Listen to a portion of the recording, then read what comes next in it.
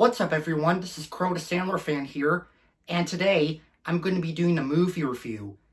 And in today's movie review, I'm going to be reviewing a movie that I rewatched on Netflix back on Monday to see if it still holds up. And well, I'll tell you whether this movie does hold up or not when I'm about to talk about it.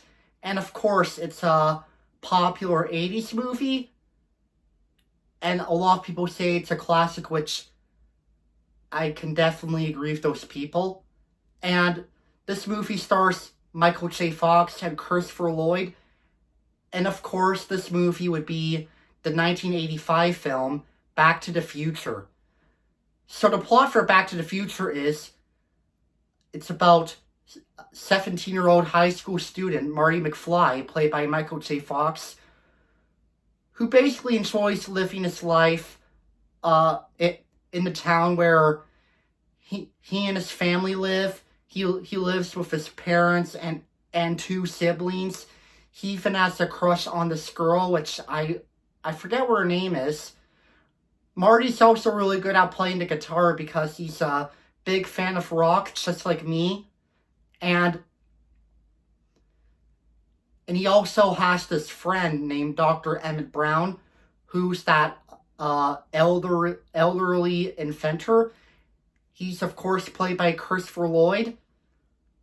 Marty pretty much usually enjoys having a decent day in his town, and a lot of decent stuff happened to him here and there. And of course, he always uses a skateboard to go to high school.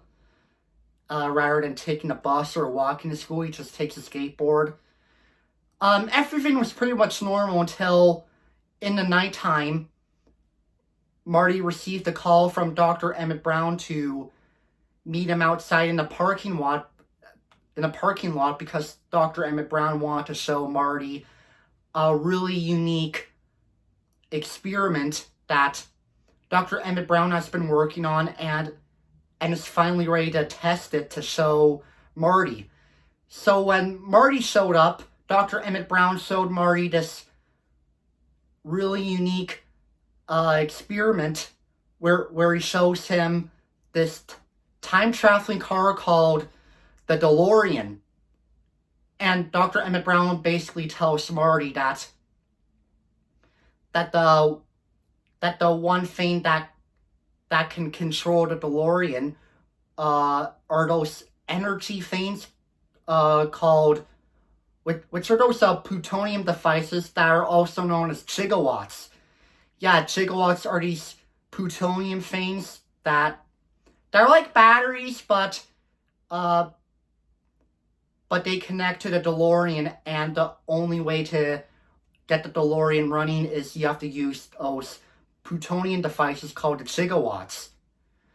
So, and Marty was really impressed at the invention, but then Dr. Emmett Brown suddenly gets shot. So, Marty quickly went into the DeLorean, and he pretty much got away from the bad guys. However, though, Marty accidentally time traveled himself all the way back to 1955, which would be 30 years ago, since the movie is set in 1985, which is exactly the year this movie came out. So anyways, when Marty came to 1955, he also felt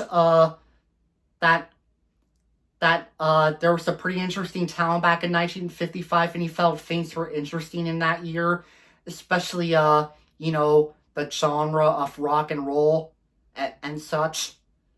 But then, of course, Marty meets this guy named George, who's actually Marty's dad, but as a teenager. And of course, the teenage version of Marty's dad is, of course, played by Crispin Glover. So George tells Marty that he has this that there's this girl in his high school named Lorraine that he has a crush on, and he wants to bring him to like a dance party at his high school, but he's also very nervous. And of course, there's also this high school bully named Biff, who is, of course, George's rival. So, basically, the whole point of the movie is Marty has to help George and Lorraine recount. So,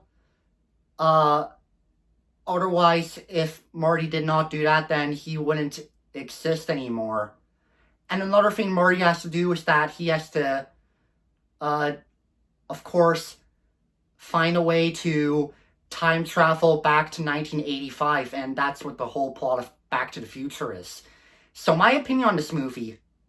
Now, I need to be honest with everybody. When I watched that movie for the very first time back in 2019, yeah, I will admit, when I first watched that movie, it wasn't really my cup of tea. I couldn't really get into it back then. However, though, when I was on Netflix on Monday, just to see what movie I could watch, I noticed that Back to the Future is one of the movies on Netflix that'll be leaving soon. And I thought to myself, yeah, you know what? I think I'm going to give this movie another chance. So after I watched that movie, this movie pretty much grew on me. I really enjoyed it. It was such a good, heartwarming movie with really amazing plot, really amazing and impressive acting, and really amazing music, especially the theme song, and of course, The Power of Love by Huey Lewis and the News, which was of course featured in the movie. And I can agree what everyone else says about Back to the Future. It is indeed a classic, one of the best 80s movies out there.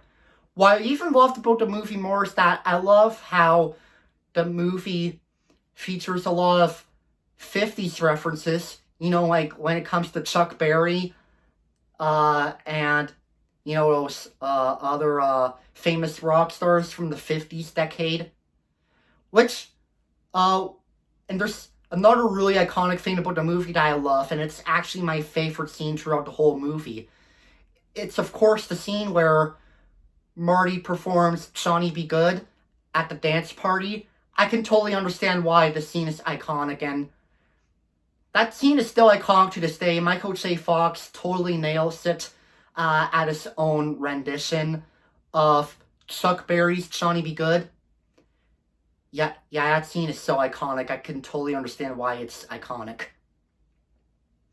Yeah, the rest of the acting was pretty good.